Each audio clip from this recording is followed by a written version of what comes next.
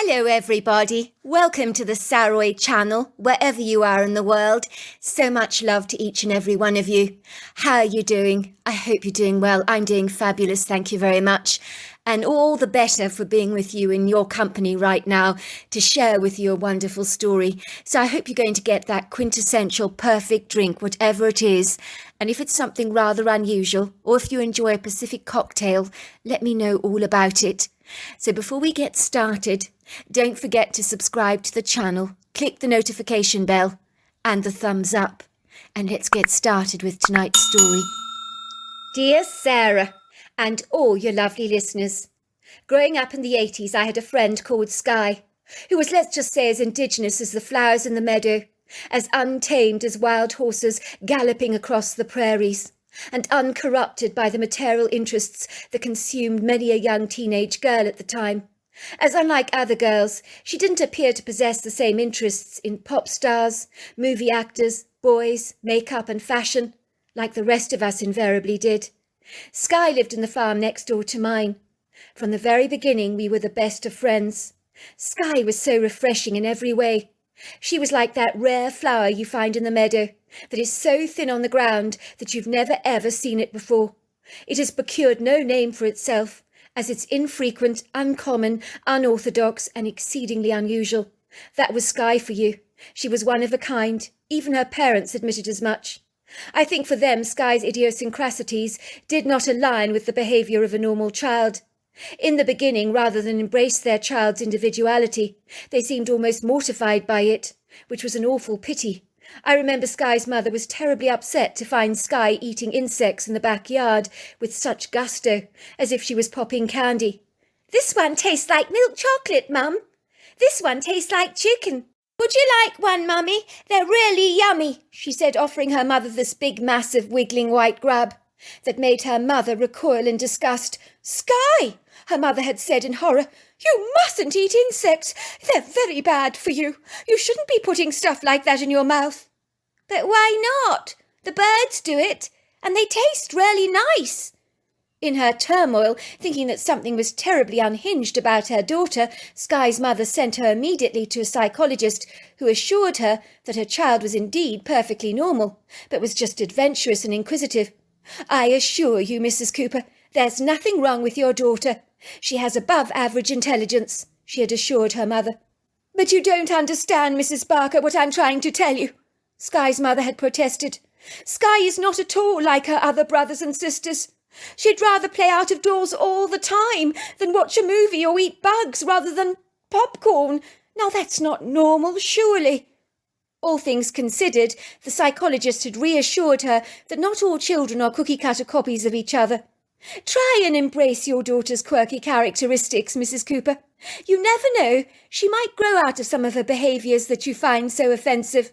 But I do want to assure you that your daughter is unusually bright. She's clever, astute, and perfectly normal. In my professional expert opinion, your daughter is much brighter than other children her own age. She appears to have a very sophisticated emotional intelligence for one so young, that I find really rather intriguing." "Oh, I'm so relieved to hear you say that," Sky's mother had said. "You have no idea, Mrs. Barker, how much more reassured I feel, having heard you say all this. I was so desperately worried about my daughter, as you can imagine, all her quirky behaviours. They were so unsettling for me," she said, reaching for a purse for a tissue to dab away the tears and to blow her nose very loudly.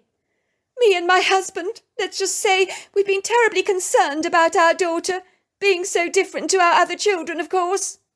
"I assure you, Mrs. Cooper, being different is not a bad thing at all," the psychologist had said, smiling warmly at her mother. "I'm sure some of the greatest people in our illustrious history have been very different, have had mothers like you worrying terribly about their child's quirky behaviours and idiosyncrasies. I'm sure Tesla, for example, must have been a very wacky, curious child. Probably gave his mother a few headaches and grey hairs, I imagine." Indeed, I'd loved Sky's individuality. She lived life so spontaneously, like a sparkling, bountiful river flowing a smooth course, without allowing anything to barricade its path. Sky never nursed any hang-ups or grievances like the rest of us invariably always do. When somebody mean says something to us that may torment us for days, possibly even years. By a gleaming contrast, nothing ever seemed to get Sky down. She was ebullient and resilient like a beach ball. If there was a fight among her brothers or sisters, Sky was the peacemaker, who seemed to be the conciliator or arbitrator, if you like. She calmed down the turbulent storm, putting an end to that fight so seamlessly. She hated discord or distension of any kind, but how she did this I never understood. She seemed to be instinctively highly intuitive. If her parents got angry with Sky, she wouldn't bat an eyelid. She was resilient to their irate, angry words that were like water off a duck's back to her. I would say to her, Sky, aren't you really upset? Your mother's just shouted at you, calling you a messy slob for bringing in a trail of dirt into the house. Sky would say to me, my mother's upset.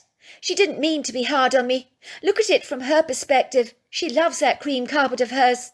And I've just selfishly trailed into the house a plethora of mud. I can understand why she's mad at me. One time her parents were having a huge blazing row. Her father had forgotten their wedding anniversary. Her furious, disgruntled, rather wounded mother was feeling hard done by and unfairly wronged. I'm sorry, her father had told his wife. I will not forget our anniversary next year.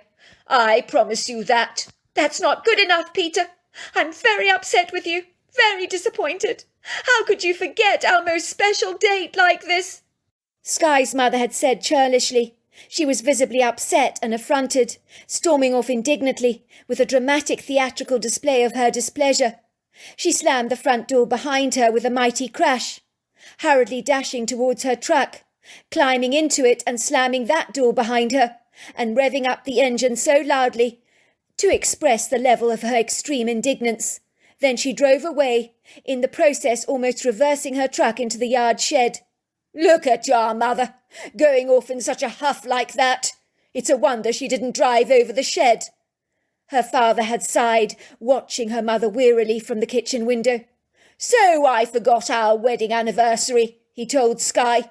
Big deal. She's acting as if it's the end of the world. Sky had said to her dad, It is the end of the world for her, Dad. She thinks you don't love her any more. You should take her to a fancy restaurant tonight. It's not too late. Buy her something really lovely in the morning, some flowers and chocolates to make it up to her. Then Mum will be happy. It would seem her father had taken Sky's sagacious advice, for when her mother returned from her heated drive, her beleaguered mood was transformed and lifted by her father's profusive apologies. They had a joyous anniversary celebration at a very upmarket restaurant that night, so ostensibly, despite everything, Sky's father had redeemed himself. That was the special, rather unique thing about Sky. She had absolutely no ego. You could get as mad as hell at her. She never reacted aggressively. She could see things from another person's viewpoint, a rare, unusual quality that made her appear in my book superior in her emotional intelligence to the rest of us. One thing I was to learn about Sky growing up was that people would listen to her judicious advice, for her words of wisdom seemed to procure the right solution to a plethora of problems. I remember our class teacher asking Sky once why she thought her boyfriend was being so uffish with her.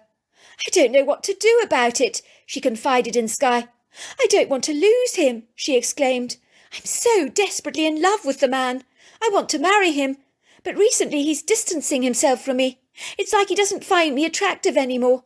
I don't know what on earth I've done to offend him so much. Sky looked at her earnestly. Your boyfriend does find you attractive, Miss Lawrence. Don't worry about that. But he doesn't like it that you've started smoking again. He finds the habit very objectionable. He hates the way you smell after you've been smoking. He'll never marry a smoker, so you better give up. I remembered the baffled teacher looked at Sky with a nonplussed expression on her face. How do you know all this? How do you know that I recently started smoking? Sky looked at the woman as if she was balmy. But everyone must know you've started smoking. You stink of cigarettes. But, said the teacher, how do you know my boyfriend feels this way about smoking? Again, Sky looked at the teacher as if her question was rather preposterous. But isn't it obvious that this is what's going on? Needless to say, the teacher's boyfriend did confess that since she'd started smoking, he was seriously considering calling it quits on their relationship, as the smell of the cigarettes offended him so much. Needless to say, the teacher gave up smoking immediately. The couple married a year later, possibly all thanks to Skye. I was drawn to Skye from a very young age. I remember deciding to myself that she was going to be my very best friend, and that was that. I liked her energy, her curiosity, the way she would stand over a butterfly, studying it for ages, marvelling at it with a reverent awe and inexhaustible fascination. She enabled me to pay greater attention to my environment and the things of the natural world, instead of observe it so fleetingly, as many of us are so often inclined to do. Skye loved to run around in her bare feet, which infuriated her parents, as they would say, "For goodness sake, Skye, put on your shoes and socks. Your feet are getting filthy. If you run around the place without your shoes, you'll develop very hard soles, which is very unbecoming for a young lady." She had said, "But, Mum, I like my feet touching the earth. The energy of the ground is very important for us. If I wear my shoes, there's a barrier to that energy, and that's not good, as that blocks you from the heartbeat of the earth. We need to align with that heartbeat." Skye's mother, who was well used to her daughter's individuality, raised her eyebrows in exasperation and said, "Whatever," knowing only too well that ordering Skye to wear shoes would surely fall on deaf ears. When I was about 10 or 12, Skye would ride her bicycle to my house in the dead of night. She'd tap on the glass pane of my bedroom window to wake me up. I'd wiggle out of my window. We would tie our hammocks onto trees on the edge of the woodgrove. We would sleep under the open canopy of the stars, so that we could gaze up at the firmament, marvelling at the Milky Way, pointing out the different clusters of stars, their constellations, and what they symbolised. It would seem that Skye was well acquainted with them all. "Those are the Pleiades," she would say, "over there. They're known as the Seven Sisters. That's Sirius, the dog star. That's Polaris over there, that's the North Star. That one over there is Begas. It's known as Beta Orionis.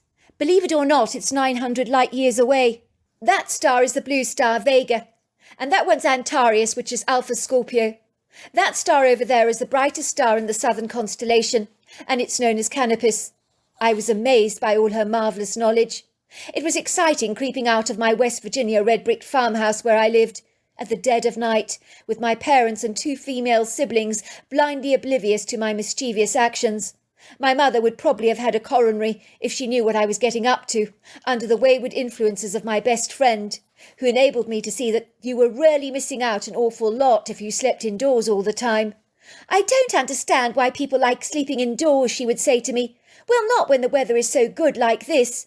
You miss out so much. You miss out on the fresh air, the cool breeze, the sounds of the crickets and frogs, the glorious constellations, and of course the sunrise, along with the tweeting sounds of the dawn chorus in the mornings."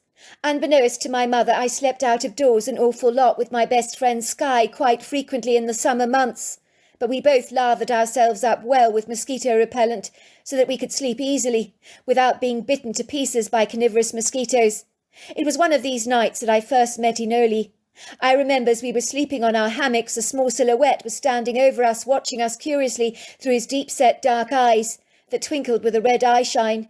The creature was about 4 foot tall, thin and lanky, covered with long dark hair. He possessed a very human face. I remember opening my eyes and thinking, "No, this has got to be a dream." But I pinched myself really hard, realising that I was very much wide awake. This was no dream. This was no trick of the light or hallucination. "Don't be shy," I heard Skye's voice. "Please don't be shy. My name is Skye. That's my friend over there. Her name's Lorraine. What's your name?" The creature looked directly at Skye. I realised that they were engaging in a telepathic conversation, as Skye kept nodding and smiling at the creature. "I love that," she said. "Your name's Enigma, which means Black Fox. Why are you called Black Fox?" she laughed. "Because you were born so black from your mother's womb. Your grandmother thought the name was most befitting. That's incredible. I love your name." Over the summer months when I went and slept outdoors, me and Skye would play hide-and-seek with Enigma. We soon became firm friends. But I noticed even at such a young age that there was an undeniable chemistry between Skye and Enigma. She would look at me with twinkling eyes and say, "I've never met anyone like Enigma before." Do you know, he makes my heart flutter. He's so intelligent. He's so beautiful. I must admit I also liked Enigma very much, but there was no way he made my heart flutter or my knees buckle like they did for her. I saw Enigma on and off over the course of those early years, as his family moved around West Virginia and further afield, rather like travelling gypsies. So there were long intercessions of time when we never saw the creature, but he was growing up remarkably quickly, getting taller and taller, bigger and bigger, and as he grew into his powerful new body, I couldn't help observing that Skye seemed rather besotted and infatuated by the creature. Of course, in those days I had no idea he was a Bigfoot. Skye insisted we never spoke about Enigma to our families, persuading me that they would never understand our relationship with the creature. In those days I always thought of Enigma as a human covered in a plethora of hair, otherwise not much difference to the rest of us. At that young age I was very accepting of his eccentric idiosyncrasies. I never got to meet his parents, but I do remember that Skye told me that Enigma had taken her to meet his entire family. I was so peeved off that I had not been invited to come along as well. That really got me very aggrieved for a long time, I'm not afraid to admit. I felt Skye had been favoured over me. Indeed, I had sneakily suspected from their first acquaintance that Enigma had his heart set on Skye from a romantic perspective. It seems my early inklings about the passion smouldering between the two of them was clearly not wrong. I mean, those two looked at each other with such a poignant, tangible love that even at 10 I would sometimes feel as if I was invading their space. The term you might use these days is get a room, although in those days the two of them had not consummated their relationship. "Why didn't you invite me to come along with you?" I'd complain bitterly. "That's not fair, Skye. You know that Enigma is my friend as well. I would have loved to have met his parents and his family." "He didn't want you to come along," Skye had said. "He wanted his family to meet me exclusively. It really wasn't personal. Enigma wanted his mother to become more acquainted with me." "What were they like?" I'd asked her. "Were they nice like Enigma? Did they look at all like him?" "They were so huge," said Skye, giggling. "Oh, my God, Lorraine, they were like giants. But yes, they did look like him. They had the typical pyramid head, overlong arms, the black, long flowing hair." "How big were they?" I asked. Skye thought about this for a moment. "Well, Enigma's dad is about 9 foot tall. His mother was about 7 foot, so she's quite a bit shorter than he was." "9 foot tall? Are you winding me up?" "No, I'm not." "I know," said Skye, giggling. "They were incredibly big. But his mother told me not to be intimidated by her size, that she wouldn't bite. She told me that Enigma had told her all about me. Can you believe that? He speaks about me to them." "Did Enigma tell her all about me too?" I asked. Skye flushed red with embarrassment. "I'm sure he must have mentioned you in passing." "I see, it's like that, was it? They were only interested in meeting you." "I should have guessed," I said indignantly. "That's lovely. I thought I was Enigma's friend as well." "Of course you're his friend. I know he likes you very much." "But not like he likes you," I protested. "Don't think I haven't noticed the way you look at each other. I know he's smitten about you." "Do you think so?" said Skye, her eyes lighting up. "I really like him too." I remember feeling like I wanted to hurl and be violently sick, for the green-eyed monster had reared its ugly head. I felt strangely envious of the relationship between Skye and Enigma, for it was such a wholesome, genuine love, a love I hoped that one day I might be able to find for myself. "So tell me all about the family," I'd asked. "They were terribly nice," she told me. "Enigma's sister's older than he is. I thought she was really charming. At first she was rather shy. She was hiding behind a tree trunk, peering at me. Enigma had to drag her towards me. When I finally got to know her a bit better, she relinquished her earlier timorous reticence. Then she wouldn't stop garrulously chatting away in the anomalous language they speak. But Enigma helped me to comprehend exactly what she was saying. He speaks into my mind so eloquently." "Well, what was she saying?" "She was telling me that since Enigma has met me, he's become incredibly happy." "Wow, that's amazing," I said. Suffice to say, I'm not sure when me and Skye stopped seeing Enigma, but I do remember one day when Skye's eyes were red and inflamed. I realised Skye had been crying, which was incredulous for me, as nothing ever got her down. Only once in my life I had been eyewitness and privy to Skye crying, and that was the sad day her dog died. She was very distressed about that, But Enigma comforted her, assuring her that in death she would be reunited with her dog again. "Are you sure?" she'd asked Enigma. "Very sure," he'd said. "We always reunite with our loved ones in death." "Why are you so upset?" I asked Skye. "You're crying. I can see you're crying." "Enigma's going away with his family," she said. "So I'm sure he'll be back soon. You know they travel all the time. He always comes back.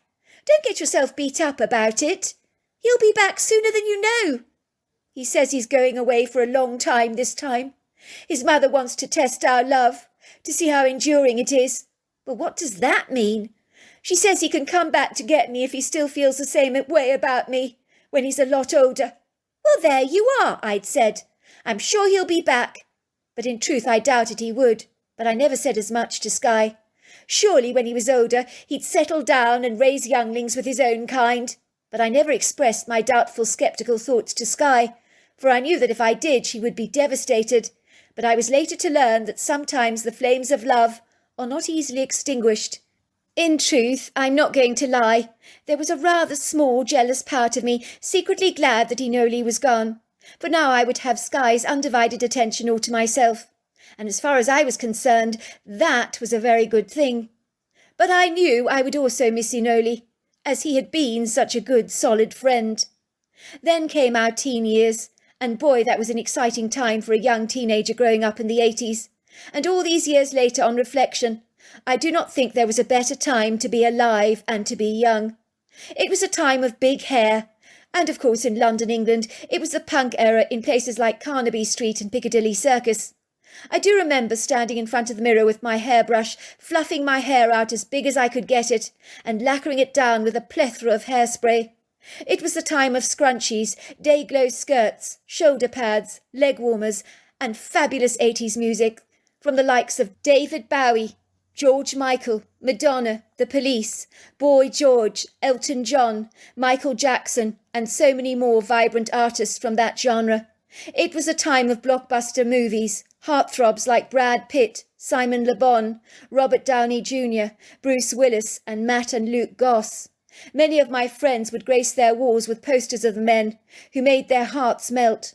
But one person I knew did not get caught up in the ebullience of those wild frenzies was, of course, Skye. I do remember her bedroom walls were graced with images of trees and horses frolicking in the fields, which was very unusual for a teenage girl in those days. While we were all talking about boys, Skye would remain strangely indifferent and detached, listening to our conversations with a sad, wistful look in her eyes, as if her mind was 1,000 miles away. "What about you, Skye?" one of my friends had said to her. "Isn't there someone you've got the hots for? You never ever talk about boys. You're always so annoyingly secretive. How about Brad Pitt? Come on, he's a hottie. You've got to admit it." "He doesn't tickle my boat," said Skye, "though I do admit he's got quite nice eyes, but I prefer dark-haired men myself." "He doesn't tickle your boat?" said my friend Claudia. "You've got to be kidding. He's gorgeous." "I agree with Skye," said my friend Patricia. "Brad Pitt's blonde. Blonde hair does absolutely nothing for me. Sorry, Claudia, but I prefer my men with dark hair. Like Skye, tall, dark and handsome all the way. That's what I say." "I agree," said Skye. "You can't get better than that. Tall, dark and very handsome. So who do you fancy at the moment, Skye? Isn't there someone?" Everyone had been spilling their guts about the boys in senior high whom tickled their fancy. But once again, Skye remained aloof and oddly quiet. Skye's face had blushed bright pink. She let out a little giggle. It was clear that Skye was brooding over a man, but who? I couldn't imagine. I'm afraid to say I had long since forgotten about Enigma.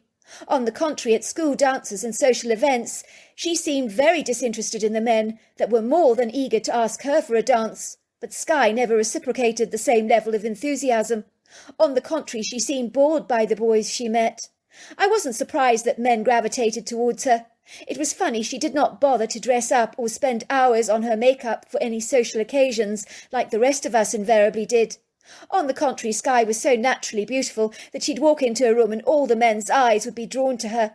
There was an energy about her, an aura if you like, beyond her physical appearance that made men and women alike want to bask in her presence, rather like lizards hungrily soaking up the sun on a rock.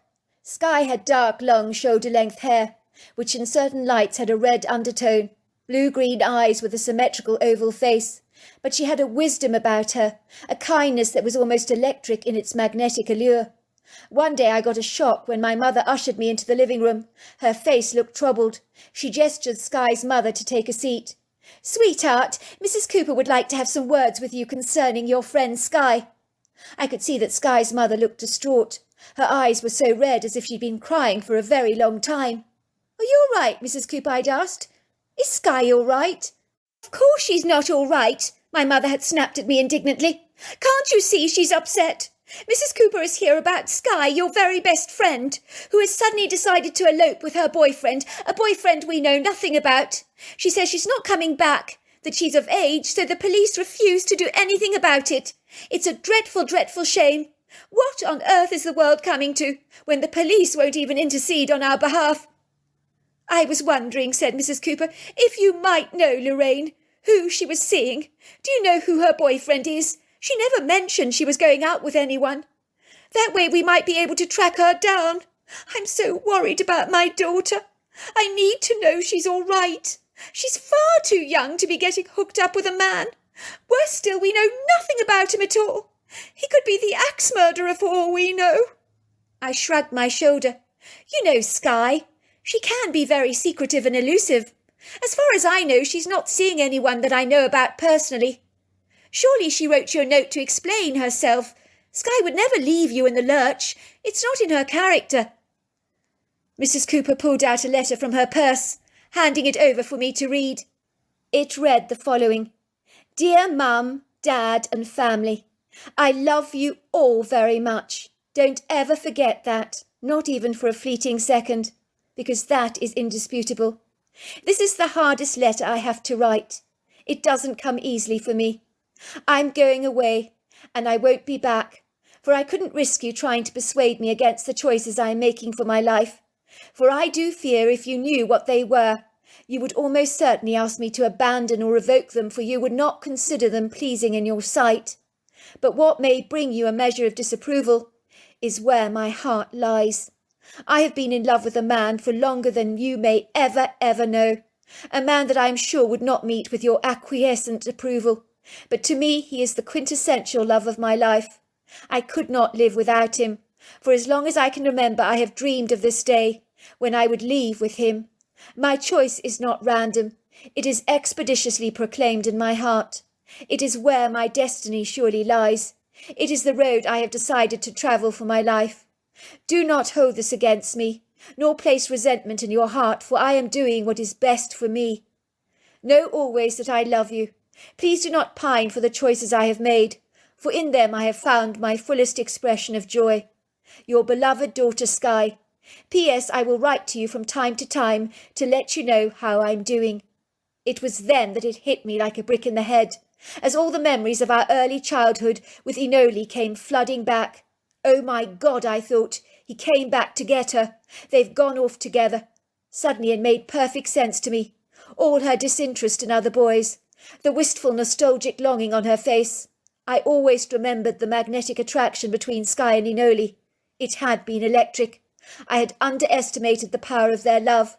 I knew she would be safe with Enigma, but I perceived her parents would never ever endorse the relationship, for Enigma was not exactly son-in-law material, as living in caves, sleeping out under the canopy of stars, eating insects, fish, wild berries and wild animals, was not the kind of life that they would envisage for their daughter, but it was what Skye hankered after. I'd never known her to have a materialistic bone in her body. I imagined being married to an affluent up-and-coming doctor and living in a fabulously ostentatious apartment in Charleston, Lexington or Morganstown was much more what Skye's parents had forecast for her future. "Oh my God," said Mrs. Cooper, "you know something, don't you? I can see it in your eyes, Lorraine. Now don't you dare lie to me. I need to know exactly where my daughter is." "Well, I do know the man she was seeing, but I don't know anything about where he lives. I do know this, though, that he will take very good care of your daughter. He does love her very much." "Well, what does he do for a profession?" asked Mrs. Cooper. "What is his name?" I think he's a geologist, I said, discerning that Enoli was close to the earth, so that was the best way I could describe him that might give poor Mrs. Cooper a measure of reassurance. His name is Enoli, but I don't know his surname. Enoli, said Mrs. Cooper, looking mortified. He's not foreign, is he? That sounds like a foreign name. No, he's not foreign. Are you sure about that? It's a very unusual name. Goodness gracious, I mean, who calls their son Enoli? I ask you, it's rather an appalling name. These days parents go out on a limb to call their kids these preposterous names. They think they're being so trendy. Why, I heard only recently a mother called her baby Strawberry. I mean, I ask you, what on earth is going on with people these days? I dread to think, what's wrong with names like James, John, Mark, Luke, Matthew? More to the point, before I veer off the subject, what does this Enoli look like, she asked. He's not covered in tattoos, is he, with hundreds of those god-awful ear piercings? No, I can assure you, he doesn't look like that. Well, that's an awful relief. That's one thing at least, said Mrs. Cooper, dabbing her forehead with her tissue. I think I would describe him as tall, dark and handsome. Honestly, said Mrs. Cooper, Skye really is the end. I don't have a problem with her dating a handsome geologist. On the contrary, the reverse is true. Honestly, what is going on with that daughter of mine? Well, you know, Skye, I said. She was never like the other peas in a pod. Besides, I said, trying to be reassuring, if she writes to you from time to time, well, then you're going to know she's fine, aren't you? It would be like living in America and your daughter living in New Zealand, sending you a letter. It would be just like that. No different, really. I hadn't thought of it like that, said Mrs. Cooper, blowing her nose. I suppose you have a point there. I mean, a lot of mothers are separated by their kids, by a vast ocean between them, and they manage to keep holding it together, don't they? Absolutely, said my mother. You always knew that Skye was different to your other kids anyway. You said as much, didn't you? By all accounts, she's doing fabulously well for herself, having landed a tall, dark, handsome geologist for a husband. In my book, there's nothing to be sad about that. In fact, it's something to celebrate. Even so, said Mrs. Cooper, I wish my daughter wasn't so damned reclusive. Full of secrets, that girl. She was always so secretive.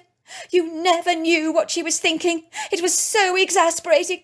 I mean, I would really have loved to have met my son-in-law. I'm sure we would have got on like a house on fire. Still, maybe one day when she comes to her senses she'll introduce us to him. My mother's words must have stuck, as when anyone inquired as to the whereabouts of Skye, word spread around that she had snagged for herself a tall, dark, handsome geologist, and they were now living far away in New Zealand. I think Mrs. Cooper could not bear for people to think that her daughter had left home for good and was never coming back. On the face of it, I really was quite miffed, somewhat nettled with Skye. She was my best friend after all, and Enoli had been our childhood secret that had never been exploited or shared with anyone else. I felt aggrieved that she had not told me that they had rekindled their love, that she was going away with him for good. To be fair, I knew she would suit living out in nature far better than living in our material-driven society, consumed by money, power, status and success, for that was a world that would have pilferaged Skye's joy faster than a vacuum cleaner, sucked the very life out of her.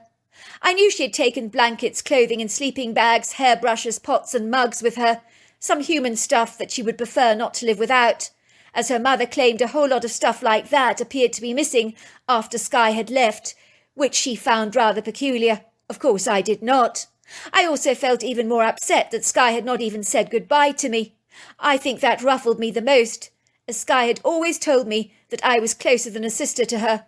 Apart from anything else, I would miss my childhood friend, on whom the foundations of our solid friendship had been cemented. 2 years went by. I awoke one night to hear a knocking at my window. I was shocked and overjoyed to see it was Skye. I could hardly believe it. It was like the old days again. I glanced at her through the window. Her face was animated. She looked incredible.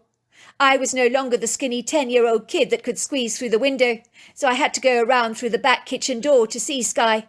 We both just literally embraced, crying into each other's arms. "It's so good to see you," she said, hugging me. "I've missed you so very much, Lorraine, more than you'll ever know. But I have to tell you, I am very happy. I don't regret going away. Well, you do look great. You look happy. You're positively glowing, I have to say. I admit I've never been happier, although I do miss a few things, like hot showers, hot cups of coffee, and pizza slices. There is you and my family, of course, that I miss more than ever. Other than that, I pretty much have hit the jackpot in my life. Meeting Inoli was the best thing that has ever happened to me. You do understand that, don't you, Lorraine? Of course I understand all that, and I'm so thrilled you're so happy. I really am. But I'm not going to lie, I did feel affronted and hacked off that you never said goodbye to me when you left. You never even left me a note. You just bogged off into the sunset without a bye or leave. How do you think that made me feel? I mean, I'm supposed to be your very best friend, but you didn't even extend me the same courtesy you showed your own mother. I was browned off, I have to tell you. I know, I'm awfully sorry, said Skye, throwing her arms around me again, while I wept into her shoulders, my tears soaking her shirt. I'm sorry, Lorraine, she said, wiping my tears away with her thumbs. In truth, I didn't have time, as Inoli came back to get me. You see, his mum realised that his heart was set on me. He couldn't be swathed to pair up with one of his own kind, which she hoped would ultimately happen, and it didn't. Finally, she agreed for me to become part of their lives. I just adore living close to nature, Lorraine, and I adore Inoli. Our life really works for us. I'm happy, I said. I really am. I know I'm being selfish and self-centred, but I do miss you, that's all. I have a daughter, said Skye, her eyes lighting up like a firework on the 4th of July, her smile so broad it almost took over her entire face. You have a daughter? You're kidding. Does she look like you? Well, not exactly. Let's just say she looks more like Inoli, which is a good thing, really. She doesn't need to wear clothes like me. She's inherited her father's long, flowing, thick, dark hair. But Inoli believes she's got my face, and she can speak English. I taught her from the moment she was born. Spoke it all the time, we did. Wow, I said. That's amazing. You will meet her in a moment, I promise you that. I told Inoli I needed to pop around to see you first, as you're my contact with my old life, by which I can be able to keep abreast of all the goings-on in your world. So far apart from mine, of course. Why don't you come and have a hot shower, I said. I'll make you that cup of coffee you've been wistfully dreaming about. Now you're talking, said Skye. I remember she spent ages in the shower washing her dark hair. Then she came out of the shower smelling like lavender, with her hair all washed, which she persuaded me to trim with a pair of scissors, which I told her to keep, because her hair was literally so long I could hardly believe it. It was way past her shoulders. We sat down and had coffee together. I updated her with comings and goings of her family and friends. She was fascinated to hear their news and to be kept abreast of everything. I gathered a whole lot of casual stuff in my wardrobe, like anoraks and leggings that I didn't need anymore, with some bottles of instant coffee and powdered milk that she was happy to take, and in turn she gave me a letter for her parents. It was later that evening that I saw Inoli again. I was shocked when I saw him, not only because he spoke to me in fluent English which he had learnt from Skye, and said to me, "Hello, Lorraine, how are you? Long time no see." He gave me a big affectionate hug, which I returned, but because he was utterly enormous. I mean, he was titanically big. I had remembered him over the years of our childhood, getting significantly bigger, but let's just say now he was Herculean in his proportions, and next to Skye he totally dwarfed her. He looked like a towering tree, Skye a mere sapling. I would say he was about 8 foot tall, 700 pounds. His hair was blacker than coal. I couldn't believe his size, and the muscle density and girth of him was mighty impressive. Let's just say he could give a high-profile bodybuilder a run for his money without any problems at all. "Skye tells me that you were very upset all those years back, when I didn't take you to meet my parents. I want to express how very sorry I am about that." "Oh, that," I said, shrugging. "That's nothing, it's water under the bridge now. I've got over it. I've grown up." "No, I need to explain myself," said Inoli. "You see, when I was bringing Skye to meet my mother, I had a secret agenda of my own. I was bringing her back to show my mother the woman I wanted to marry, to spend the rest of my life with, so to speak." "You get married in your culture?" I gasped. "No, not in a traditional way, not like you. But we do have a ceremony of sorts that I would acquaint with marriage. Of course, if I meet someone I like, I'm expected to always get my parents' approval. And your mother did approve of Skye? Oh, she did, but she had very big reservations in the beginning about Skye's hairless body, her low level of strength and power that our kind has. My mother was overly concerned that Skye would be too feeble, not be able to cope with our lifestyle long term, that she would hanker after the things of your material world, like your cars, houses, clothes, stuff like that. But it seems she was wrong, her misgivings unfounded. And now what does your mother think of Skye? I think sometimes she forgets how tiny Skye is, how she doesn't have any hair, because she sees Skye as one of us now. Where is your child? I hear you have a daughter. Skye said you brought her along. Skye grinned, pointing at the tree. She's hiding behind the tree over there. She's desperately shy, I'm afraid. Oh, Juanita, called Skye. Come on, sweetheart. Don't be shy. I've got a friend here who'd love to meet you. I could perceive a dark, hairy face peeking at me from behind the tree, seemingly uneager to step forward. Juanita, Skye continued. Don't be shy. Lorraine won't bite. She's very nice. You will like her, I promise you. What does Juanita mean? I asked. It means fawn, said Skye. Why did you call her that? I asked curiously. In our culture, Enoli exclaimed. It's usually the grandmother that names the child, so it was my mother's honour and privilege to do so. When Juanita came out of Skye's womb, she looked just like a fawn. At that moment the little kid scuttled towards us, trying to hide behind her father as she looked at me. She looked exactly like her father, only she was only 3 foot tall at this stage, with overlong arms, a pyramid-shaped head, long flowing black hair all over her body, but with a face that almost looked like a carbon copy of Skye's, only instead of her eyes being dark like her dad's, they seemed to be green. Juanita is the apple of her grandmother's eye, laughed Skye. In her book, Juanita can do no wrong.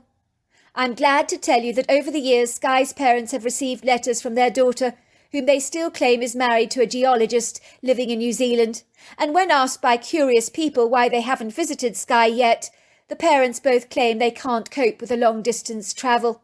As for me, I continue to see Skye from time to time, but it is always random and fleeting, and usually when I'm not expecting a visit. She has had a boy that looks identical to Dad. I keep a supply of stuff such as coffee and clothes for my friend when she arrives on the scene unannounced. I also leave stuff for other Bigfoots to pass over to her, in a bag in my barn. I will say this, though. She remains head over heels in love with Enoli, and he with her. So there is a great, very successful love story by all accounts. So there you are. That's my story. Wow, what an incredible story. Until next time, goodbye and good night.